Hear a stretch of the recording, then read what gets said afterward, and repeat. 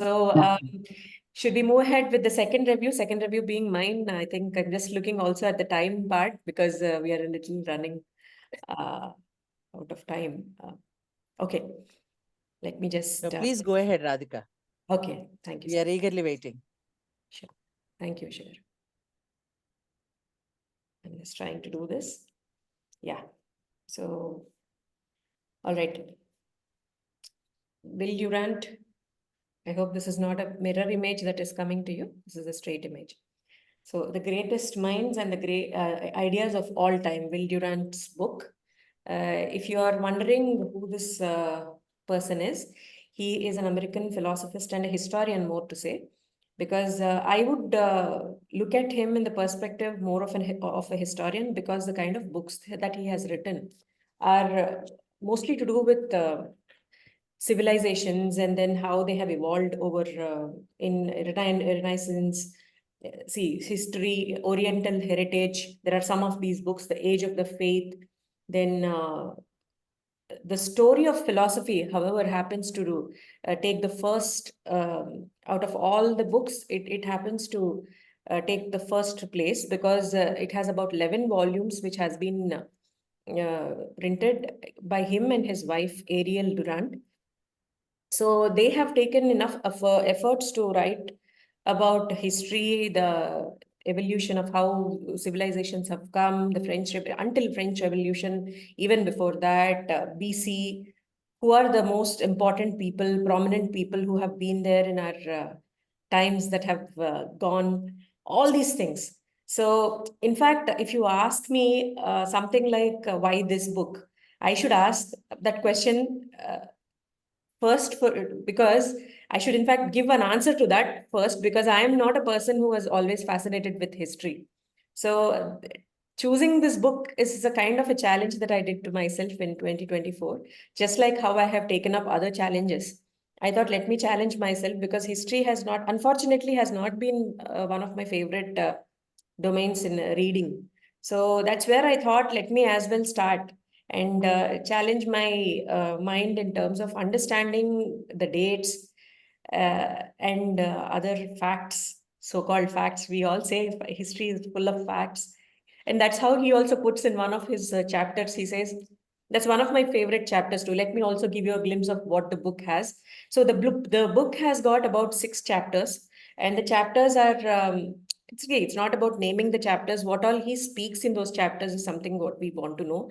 10 great thinkers. Then he talks about 10 great poets. He goes on with 100 best books. So now he also does give a lot of justification with wit about why he has said best and how he can justify that word in terms of, I won't say rationalizing, but he does get good data, and he does give fairly, I mean, nice justifications to whatever he says. Everything is subjective. See, when he's talking about what is best, everything is subjective. Happiness, it's subjective. So all these things, he tries to put them in a slight framework in his own way, and I think he has done a wonderful job there. So then, of course, yeah, 10 peaks of human progress.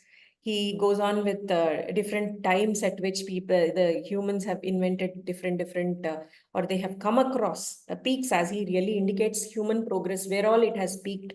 What he says is history is all about incidents, an array of incidents that have been like waves. Like some of them have the higher side of it, and some of them, it's just like the tides. The nadir and of course the top of it. Nadir is being the bottom, zenith.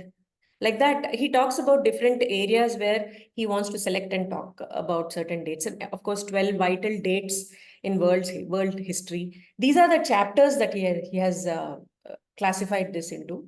And to start off, it's almost like a compendium. I would say it's about 118 pages. It's not a very elaborate book, but you can say that it is an abridgment of a lot of things that he has put. What fascinated me after a point, in fact, I have to admit to you that I have not started reading it from chapter 1 was very short. I wanted to read it to understand where we will go with this book.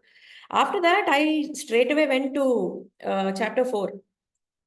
Yeah, chapter 4, that's where he talks about the best books for education, 100 best books for education. Of course, most of the books are connected with history. Again, prelude to that is the best part I liked about the whole book. He talks about how his own experience. He's a man who has read quite a lot of books. So he's a very well-read man there. So his own experience about going with the authors, traveling with the authors, the very odyssey of you reading a book, or your experience of your book reading, or your, you can say, virtual interaction with the author who has perhaps passed away long back, all kinds of pointers that he gives about you may like a book, you may not like a book. Try to understand and see the book in terms of what the author is trying to, what is the core theme. Then he goes with, see, I personally liked this part of the book because there was a place where I thought I'll get just stuck, because like I said, I challenged myself to read this book because it's not my domain. That's exactly why I challenged it. I wanted to push my limits. So here, having said that, I was unsure. The moment I started reading this chapter, it just went like a flow. Believe me, I mean, it's not because it is my greatness or something. I really liked the way he presented those ideas of his. And needless to say, his language is something which I really, really appreciate, because he gets a lot of wit, symbolism, and then he gets a lot of similes. It is all not very clear and straight. Like it is described, it is with a lot of figures of speech. And I do enjoy the language also when I'm reading a book, like all of you do. So I did collect some of the, you can say, lines that he has given there. And I wanted to show it right while I'm presenting. With your permission, I would like to just show some of the lines that has been given here. Just give me a sister. Just give me a second.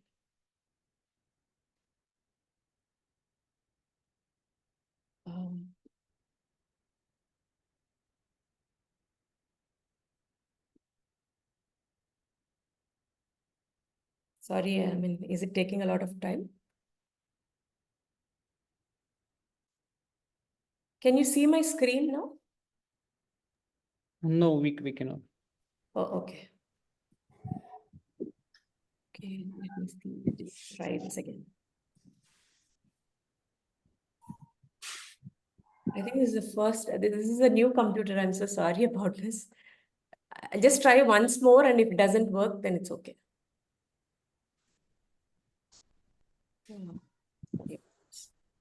No, it's okay. I think it's not working. Yeah, so that's okay. Oh, I'm so sorry about that. Yeah, I wanted to, in fact, okay, I'll just go ahead with what the ideas are instead of showing those. I can share it in the WhatsApp group later. So when it comes to education, he talks about how we have progressed as a human race so far, but how less we actually are in terms of putting it in action. There are, nuances of indicating how inequalities, like my previous reviewer, Madhar Garu, of course, his topic was more to do with the nations, and then, of course, the capital connected with investments and other things, economic aspects. Here, he's talking more about the cultural aspect and how we have evolved as humans. And that's where it really fascinated me as to how he sees, because he's a historian. What he says is, I think we all must have come across these lines, that history repeats itself because man makes the same mistakes. So somewhere or the other, it is very important for us to understand what our history is. And we do find ourselves somewhere making certain mistakes that some of the ancient people have done. And perhaps this is just a chance for us to introspect and not make those mistakes. So that way, I think he presents to us very many examples, very, very specific.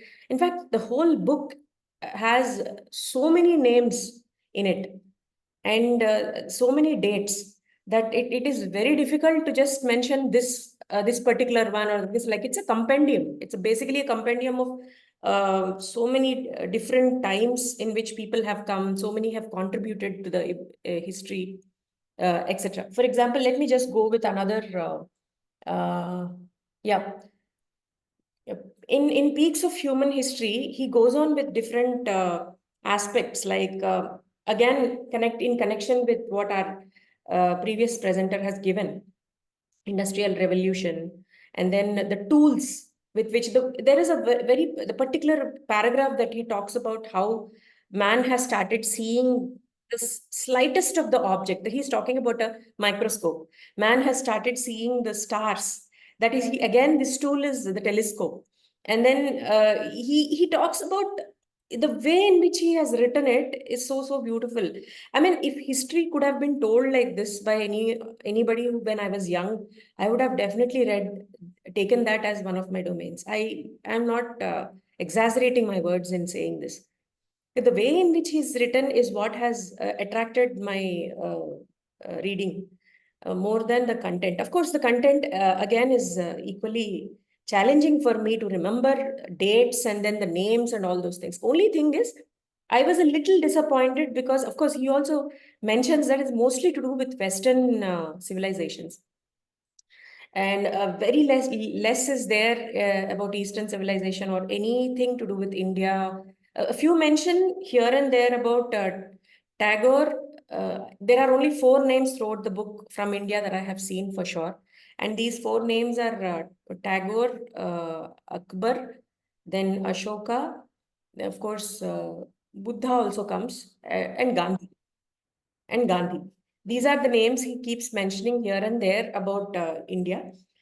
I have not started reading this to understand Indian, history and all that. Needless to say that, but somewhere I was a little disappointed because he, being a very great historian, maybe some more could have been mentioned, given the kind of economies China, India are in terms of developing economies. A lot of people are now unable to ignore the successes that these countries are getting into. There is a place where he mentions about how India is so sentimental about their, you can say, epics and other things, that they only mostly get into the ideals rather than putting it into action, like certain inventions that they do from it, etc., vis-a-vis the other countries that have done.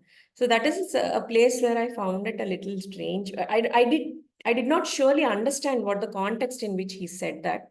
So maybe I'll have to read another book of his to understand this man better, rather than, just a compendium of some facts and figures that he has given. Of course, in a very interesting way, like I always was mentioning earlier. So with certain limitations. Let me also just go to peaks of, vital dates in world history. He does talk about, in vital dates in world history, he does talk about the death of Buddha, then the death of Muhammad, then how, uh, you know, your American Columbus, and then how the discovery has come in. There are people who say that Columbus ultimately is the person who did discover, but there is someone from China who has discovered prior to 1492. So there are, again, there is criticism in terms of who writes history and all those things that we come across. I don't want to get there because honestly, I'm not at that level where I can go to that extent of criticism, because I'm at the learner's end when it comes to historical events and other interesting milestones that have happened in the world history. I would not say world history, the Western history here, more Western civilization here. So, especially when it comes to death of Buddha, he talks about how Buddha is not a human; it's like a concept in India, and how a lot of people believe that you should not harm others. That has become a very ubiquitous thing. Whoever have followed Buddha, and how it has come out to be a very large following. Uh, and then he says that all these dates are very vital dates in the world history, needless to say. So many more dates apart from that are there. Yeah, how can I forget among the 10 greatest poets, he talks about Keats, then he talks about Shelley, and of course, Holmes, David, Dante, William Shakespeare. When it comes to John Keats and P.B. Shelley, he talks about a very interesting, I wouldn't say interesting, but a little sad episode where after Keats, how Shelley has passed away. I think they have TB was one of the was the reason why Keats passed away, and after that, how Shelley's heart was taken out. Rather, it was snatched away from his body when he's on. He's made to uh, be on the funeral, like his body is supposed to be on fire and all the pyre that they say. All that is done, and then that is the culture that at that point of time, with whatever circumstances was there, and then his heart is taken away by someone who's close to him, and it's been put close to where Shelley's grave is. So how, despite the fact that these wonderful humans being very celebrated poets, how their last days have actually seen literally hell on earth, and how it was really, really uncalled for. And he describes all those things. And we actually walk into an era from another era to with him. And with again, he keeps making a lot of jokes about how humans have evolved in terms of, see, there was this huge mammoth creatures, and how he has created how he won on them over them, and he established his own kingdom.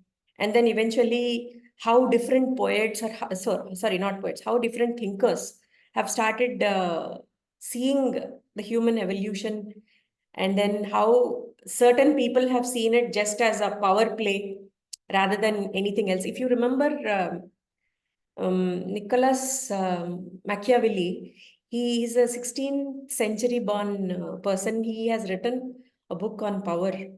So his name is also mentioned here. In fact, his name rings bells to me because I was reading personalities, and then that's where his name comes out. Wherein Machiavellian personalities are personalities who crave a lot of power. So these people are either high max or low max, whatever be the situation, they are so uh, focused to get the power in place, and get their hands on power, that nothing can stop it. That's the only thing for them. So this Machiavelli is also been mentioned by Will Durant. So overall, it was for me a wonderful yet challenging kind of a read. And for whoever who thinks history, especially Western civilizations, how they have evolved over time, the Renaissance, or then earlier before Christ. So there is another, abbreviation that they give. BCE also is something that is before Common Era. So I like that particular thing because I have not come across this so far. Instead of just saying before Christ and AD, they talk about this before Common Era as a religion. No, I mean, it's irrespective of religions. It's a more neutral words. Those are neutral words that are used. So that is also something that I saw, which I found interesting. Yeah, so this is all about the book. I think this gives me it's like a precursor for me to read more history, because that's where I need to challenge myself more and read more in order to connect the dots better. And his mention of so many wonderful people who have walked on this earth makes it all the more a reason for all of us, or perhaps whoever is interested to know history, to read this book. So that's all I have to say. Thank you so much.